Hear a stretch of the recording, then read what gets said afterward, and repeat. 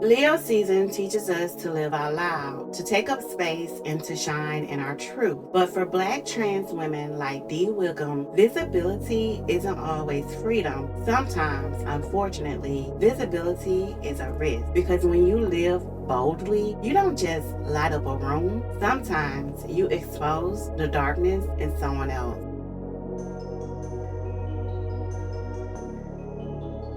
Welcome back to Sister Signs and Red Flags, the podcast where astrology ain't therapy, but it's close. I'm your host, Lika, and today's episode is part of my true crime zodiac series, Love You to Death. If you're new here, hi, hello, and welcome. Let me just explain how this works really quick. Each zodiac season, I highlight a true crime case that either occurred during that zodiac season, reflects the emotional or behavioral energy of that sign, or involves someone, victim or perpetrator, whose birth chart carries that zodiac's trait. The purpose of this is to understand how emotional patterns, personality traits, and energetic archetypes show up in tragic events and to determine what lessons we can and should learn from them. In this episode, we're discussing identity, ego, and how dangerous it becomes when someone else's light threatens someone else's darkness. Today, we remember Dee Whigham, a 25-year-old Black trans woman who was also a nurse,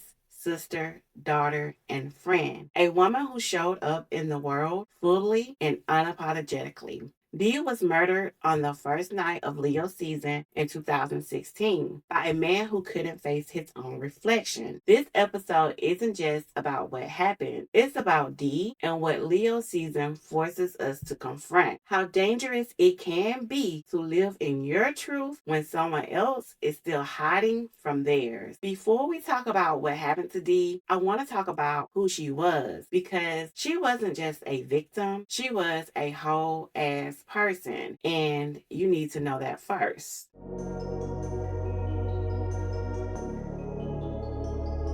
Dee was born April 28, 1991 in Shabuta, Mississippi. She was a Taurus sun, grounded, loyal, and hardworking. She was smart, determined, and focused on building something real. And how do I know this? Dee's family and friends described her as having difficult times, but as someone who always kept smiling and who tried her best to keep others smiling as well. She worked her way up to become a registered nurse, graduating from Meridian Community College. It was said that she fought hard to get through nursing school and to obtain her RN license, which I'm not sure if any of you know, but becoming a nurse isn't easy. I considered it once and was actually a CNA for 12 years, but I started taking microbiology and was like, nah, I'll pass. This ain't for me. So that just speaks to Dee's determination and drive to build something better for herself. In fact, she too had previously worked as a CNA. So now you can see that nursing wasn't just a job to her, it was a calling. She wanted to care for people the same way she had always hoped the world would care for her. Even further, Dee, she had Jupiter in Leo, which is not a small thing because Jupiter tells us how we grow, how we teach, and how we leave a legacy. In Leo, that legacy is bold, visible, and full of love. And Dee, she was all of that. One of her cousins said in interviews, to know Dee was to love her. You couldn't not love her once you knew her. She brightened any room she was in. She was the spotlight. Unfortunately, the world didn't always smile back. As a Black trans woman in the Deep South, Dee lived with a target on her back. Not because of anything she did, but because of who she was. Now, facts. In 2016 alone, at least 27 trans people were murdered in the U.S., and most of them Black women. Mississippi didn't even have hate crime protection that included gender identity. Didn't have them then, don't have them now. I know it's sad, right? But in July 2016, Dee was unbothered. she traveled to Biloxi, Mississippi to attend the Gulf Coast Black Rodeo, which is an annual event that celebrates African American heritage within the rodeo tradition and features bull riding and barrel racing competition. So Dee, she came to celebrate and enjoy herself. She was absolutely glowing that night. Her hair laid, nails fresh, and outfit flawless. And yes, she had the matching Coach purse too. Dee ate, baby. And she showed up to the rodeo like it was her runway. Because for Dee, every day was her spotlight. But later that night, she would be gone.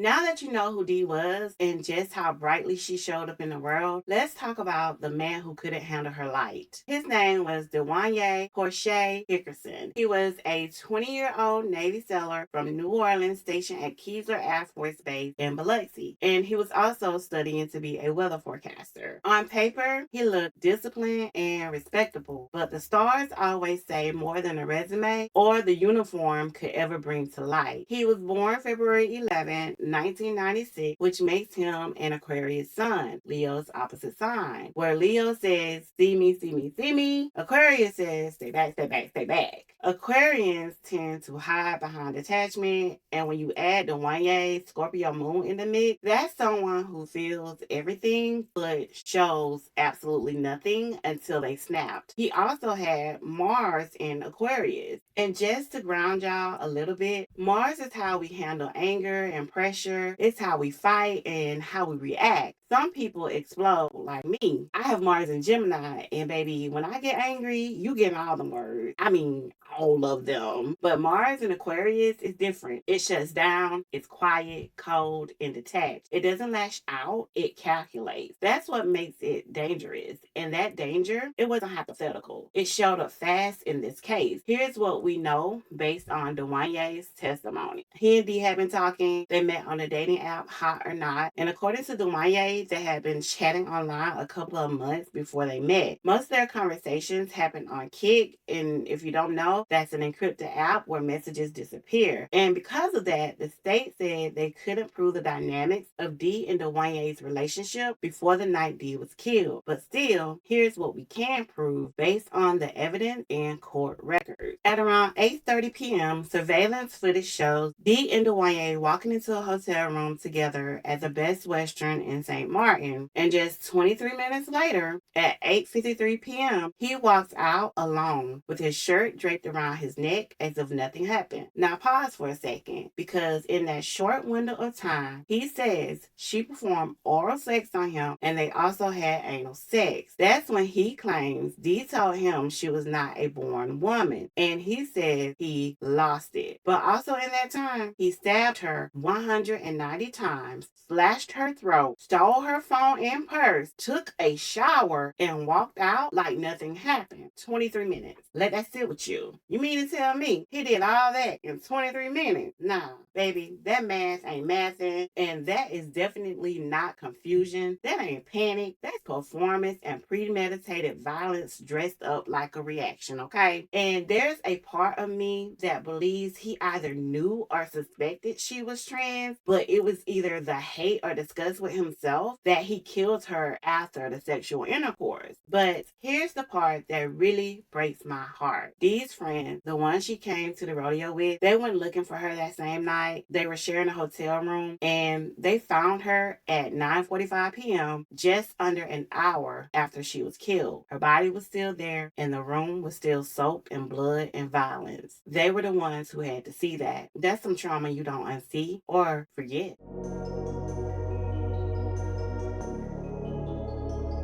This is where the stars start screaming, because Dee wasn't just murdered. She was murdered on a night the sky lit up with everything she embodied and everything he couldn't handle. Now let's zoom out and look at the energy in the air that night. As I said, Dee was murdered the very first day of Leo season, July 23rd, 2016. And the sky, baby, it was loud. The sun, Mercury, and Venus were all in Leo, and Mars was in Scorpio. Now I know some of y'all are like Lika, okay, cool, but what does that mean? So let me break it down real simple. Leo season is all about the spotlight. It brings things around identity, confidence, and self-expression to the surface. Leo wants to be seen, celebrated, and loved. But when ego is fragile, Leo energy can feel threatening because not everybody knows how to shine, and some people, they just hate those who do, being honest. But that night, the energy said, be bold, be real, be seen. But for someone living in secrecy or shame, that energy hits different. Now, let's add Mercury and Leo to the mix. That's how we speak, think, and communicate. When Mercury's in Leo, people get bold with their words, sometimes brutally honest, sometimes dramatic just to protect their pride. It's not about truth, it's about saving face. In Mars and Scorpio, Mars is the planet of anger, action, and impulse, kind of like we kind of covered a little bit earlier. But Scorpio doesn't explode, it waits, it hides the wound until the moment it decides to strike. So on this night, we had Leo turning on the light and Scorpio holding a grudge in the dark. This is the kind of sky that exposes everything. The truth you were hiding, the feelings you buried, and the identity you pretended didn't exist. And Dee, with Jupiter and Leo, was born to shine. All that Leo energy in the sky that night, it only amplified her glow. She walked into that hotel room in her fullness. And Dwayne, he came face to face with something he couldn't name. Maybe attraction, maybe shame, maybe fear. But whatever it was, it cracked him. Because when you've built your whole identity on hiding, being near someone unapologetically visible feels like a threat. That's what Leo season does. It demands truth. It exposes what people try to bury, and some people will kill to keep their secrets safe. And here's where the universe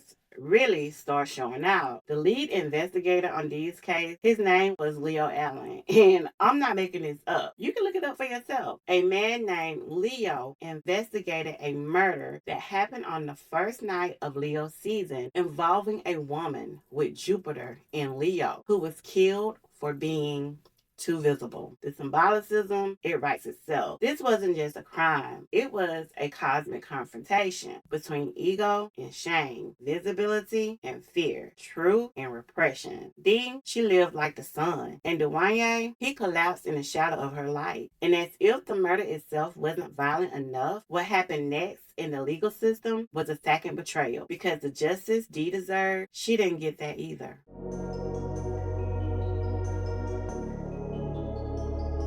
At first, this was a capital murder case. The death penalty was on the table, as it should have been. But prosecutors said they couldn't prove that Dee and Dwayne had a prior relationship or that he knew she was trans before that night. So they offered him a plea deal. Dwayne ended up pleading guilty to second-degree murder, which carried a sentence of 35 years. He also pled guilty to robbery, which added another 8 years. That gave him a total sentence of 43 years with no possibility of parole. And as a part of the plea deal, he was also required to apologize to Dee's family in court. In his apology, word for word, "I like to apologize to the victim's family. If I could take it back, I would." You see, no real accountability, no real remorse. He didn't even say her name, just called her the victim. Like, bitch, say her fucking name. Anyway, y'all, his tentative release date is July 15th, 2059, but I hope he rots in there. And believe it or not, he actually later tried to file an appeal, claiming his legal team was ineffective and that his guilty plea wasn't voluntary or valid. Girl, please, okay? The appeal was denied in 2022, as it should have been, immediately.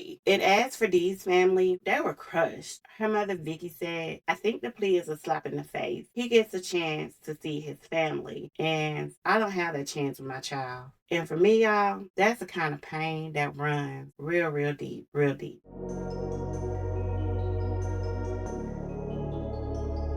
Now, before I close this out, I want to address something I saw way too often in the comments on the articles and coverage about Dee's case. People saying things like, well, she shouldn't have lied. But here's the thing. We don't know if she lied. We only know what he said. And murderers lie all the time. That man stabbed her 190 times. He slashed her throat. He took a shower and then calmly walked out like nothing happened. So forgive me if I don't take his word as the gospel. And even if she didn't disclose it, let's be for real. A lie does not justify a murder. He could have walked away. He could have blocked her. Hell, he could have gone to therapy. He could have healed from whatever shame or confusion he felt. But Dee, she doesn't get to recover. She doesn't get to reclaim her life. And that's what people forget when they try to argue justification. This wasn't just about disclosure. It was about dehumanization. It was about someone whose ego couldn't survive being seen. Dee didn't just die because of physical violence. She died because of emotional and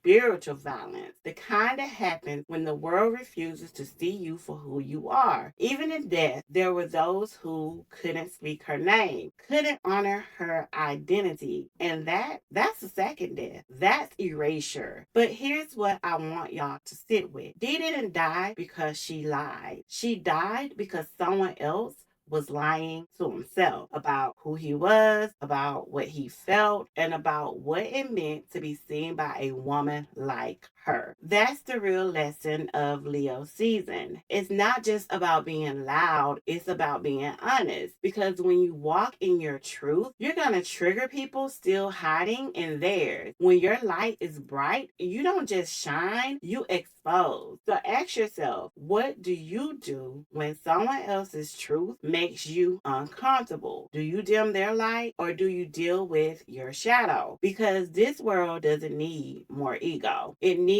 more courage, more integrity, more people like Dee who knew exactly who she was and had the audacity to shine anyway. Her name was Dee Whigham. She was a nurse, a daughter, a woman, an unapologetic bright light. And on the first day of Leo season, a man tried to turn off that light, but we still see her. We still say her name, and we will not let her be erased. That's it for this episode of Sister Signs and Red Flags, part of the Love You to Death series. If Dee's story moved you, sit with it, share it, say her name, and remember, living in your truth might cost you something, but hiding from it, that's what's dangerous. If you felt this one in your spirit, don't forget to rate, subscribe, and follow at Real Sister Signs Podcast on all platforms. Until next time, y'all, stay cute, stay petty, and be safe out there. Bye.